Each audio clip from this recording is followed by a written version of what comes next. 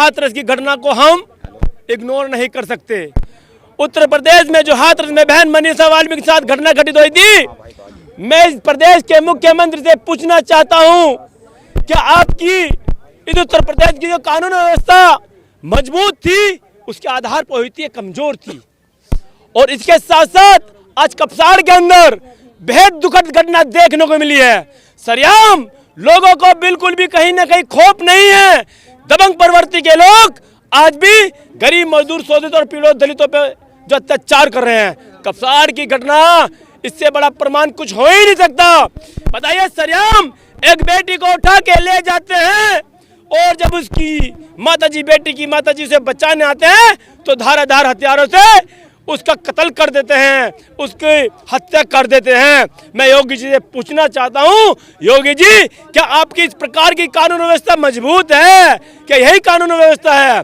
लेकिन वहीं पर कपसाड़ के बराबर में एक गांव पड़ता है शलावा, वहां पे जो कुछ मुस्लिम और कुछ हिंदू समाज के लोगों का झगड़ा हो गया था।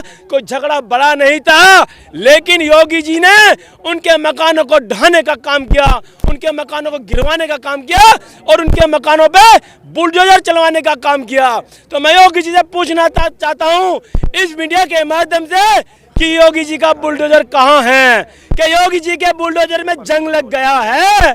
क्या योगी जी के बुलडोजर में तेल खत्म हो गया है? ये दलित समाज के लोग इतने कमजोर नहीं है कि अपनी बहन बेटी की रक्षा सुरक्षा न कर सके।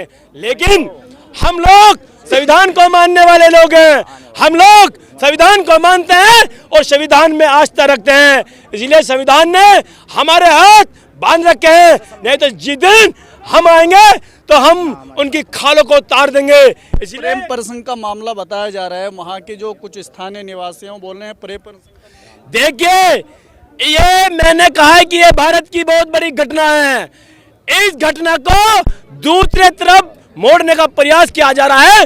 परिवार के लोगों में से पहले ही दिन से दबाव बनाने का प्रयास किया जा रहा है और वे इसी प्रकार से लड़की पे प्रयास बनाने का काम करेंगे कि वो चाहेंगे कि लड़की इस प्रकार की जो अपने शब्दों में बात कहे, अपने इस प्रकार की बात कहे। तो साथियों, भीम आर्मी आजाद समाज पार्टी के लोग बहुत मजबूत लोग हैं, इसकी लड़ाई को लड़ने का काम करेंगे। सरकार जो कहती है कि जीरो क्राइम है, यहाँ रोज जो पुलिस टांग में गोली मार रही, ये क्या अपराध नहीं हो रहा? ये तो सरकारी आंकड़ों में अपराध हो रहा कि पुलिस ने यहाँ किसी को लंगड़ा किया, पुलिस ने वहाँ लंगड़ा किया। आप इनका आंकड़ा उठा करके देखो कि आज की तारीख में अगर सबसे ज़्यादा क्राइम है तो भाजपा सरकार में क्राइम है। दलित को जो है ना कुछ नहीं समझा जाता, गरीब लोगों की जो है ना जो अगर देखा जाए, खासकर मैं ये कह रहा हूँ कि मुस्लिम को टारगेट किया जाता है। ज़्यादातर ऐसा हो रहा है कि जैसे यहाँ मुस्लिम समाज के लोग भी हैं, हम हमारी पार्टी में सब लोग हैं, लेकिन जो है ना सरकार जो है ना ये सही तरीके से काम नहीं कर रही। ये संविधान के दायरे में सरकार नहीं चल रही। अपराध मुक्त होते के अपराध दिखते नहीं, आप क्या हो रहा है? आप देखते होंगे कि आज़ाद भारत में संविधान लागू होने के बावजूद भी किस तरह यहाँ पर जो आज भाजपा सरकार दिखावा करती है कि हम कोई जातिवाद नहीं करते हैं, हम किसी पर जुल्म नहीं करते हैं, अत्याचार नहीं करते हैं, ढोकलेबाजी करने का काम करते हैं, कि आज़ाद भारत में दलितों पर अत्याचार किस तरह किया जा रहा है। अभी आपने देखा कल ही घटना, कितनी ताज़ी घटना आया, जहाँ भाजपा सरकार के द्वारा संघी गुंडे पाले गए लोग हैं, जहाँ के यहाँ संजीव यहाँ के मंत्री रहे हैं, सांसद रहे हैं, विधायक रहे हैं, सब उन्हें पनाह देते हैं। लेकिन आज वर्तमान की स्थिति में भाजपा सरकार के द्वारा दलितों पर अत्याचार किया जा रहा है, मुसलमानों पर अत्याचार किया जा रहा है। जैसे कपसाड़ गांव में घटना हुई है, अगर वो घटना शायद कोई और समाज के लोग कर देते, चाहे वो घटना गलती से दलित समाज कर देते या मुस्लिम समाज के लोग कर देते या किसी गरीब लोग कर देते, तो अब तक उनके घरों पर बुलडोजर चल दिए हुए थे। बहुत से लोग कह रहे हैं कि राजनीतिक रोटियां सेकने के लिए बाहर से यहाँ पे लोग आ रहे हैं। काहे की राजनीतिक रोटी सेकने के लिए? अगर किसी पर जुल्म होता है, अत्याचार होता है, तो उसकी जुल्म की आवाज़ उठाना कौन सी राजनीतिक रोटी सेकना है? इंसाफ की बात तो कोई भी उठा सकता है, और वो हमारे समाज की बेटी है, और हमारे समाज की बेटी के साथ कोई गलत होगा, अन्याय न होगा, तो भीम आर्मी पूरा जोर से उसका विरोध करेगी और पीड़ित परिवार के साथ 24 घंटे खड़ी है। मैं देख रहा हूँ कि आए दिन मुस्लिम और दलित को जो है टारगेट किया जा रहा है। अभी हाल ही में चुनाव है 26 और 27 के, मुझे लगता है कि ये भारतीय जनता पार्टी के लोग, सूबा के मुख्यमंत्री हमारे योगी आदित्यनाथ जी कहते हैं कि बेटी बचाओ, बेटी बचाओ, बेटी पढ़ाओ, लेकिन बेटी यहाँ इस देश में तो क्या इस प्रदेश में भी सुरक्षित नहीं है, असुरक्षित महसूस करते हैं।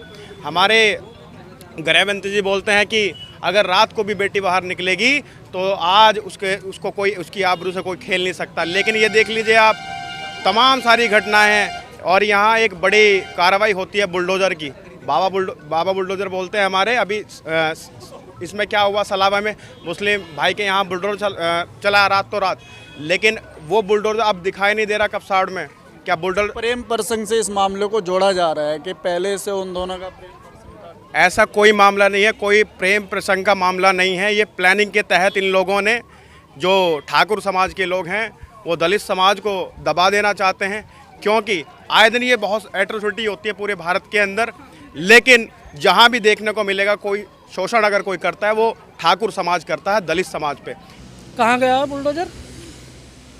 क्यों नहीं चला अब तक बुलडोजर? अगर यही घटना उस समाज के लोगों के साथ हो जाती तो अब तक कई बार बुलडोजर चला गया होता। ये मुस्लिम समाज का कोई लड़का होता है, अब तक कई बार बुलडोजर चल गया होता। कहाँ गया बुलडोजर? ये तो देखने की बात है। और जो संगीत सोम है वो अपना परिवार का मामला जो बता रहे हैं, उन्होंने अभी बांग्लादेश के खिलाड़ी को लेकर आवाज़ उठाई थी। इस मुद्दे पे क्यों नहीं आवाज़ उठा रहे वो, अगर उनके क्षेत्र का मामला है? अगर चंद्रशेखर आज़ाद जी जो भी हमारे लिए आदेश करेंगे ना, उनके आदेश पे हम हर काम करने का काम करेंगे। चाचा, क्या गुंडागर्दी खत्म हो चुकी है? भैया ये सुनियोजित तरीके से, ये इसमें जो है टाइम इतना इसीलिए लग रहा कि ये सुनियोजित तरीके से इसे जो है दूसरा मोड़ दिया जा रहा। कल तक या परसों तक तो ये था कि भाई लड़की का अपहरण हो गया, आज ये कह रहे कि लड़की ने ही अपनी माँ का मर्डर कर दिया। तो ये कौन सा तरीका है? सत्ता पक्ष के आदमियों की तो वहाँ डायरेक्ट एंट्री है, और जो दूसरे लोग जो उनके रिश्तेदार भी हैं, जो उनसे मिलने वाले हैं, जिनका पहले से पारिवारिक संबंध हो, उन्हें जो है बाहर रोका जा रहा। ऐसा कैसे होगा? इसके लिए तो कुछ ना कुछ तो वो उठाना पड़ेगा कदम। कोई जातियों में नहीं बांट रहा, कोई नहीं बांट रहा। सब सरकार एक झूठा एजेंडा चला रही है। सब, एक माँ मरी है, एक बेटी अगवा हुई है, जातियों में बांटने वाला कैसा मामला? अगर जातियों के बांटने का मामला है तो प्रशासन अब से पहले 24 घंटे में एनकाउंटर क्यों नहीं कर दिए गए? क्यों नहीं कर तोड़ दिए गए?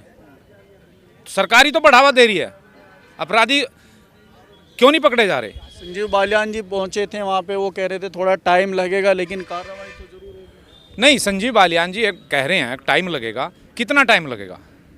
कोई समय सीमा है संजीव बालियान के पास? आप सिर्फ चिकनी चुपड़ी बातें करके लोगों को गुमराह कर रहे। पीड़ितों को न्याय दिलाने के अलावा आप अपराधियों के साथ खड़े अंदरूनी रूप से।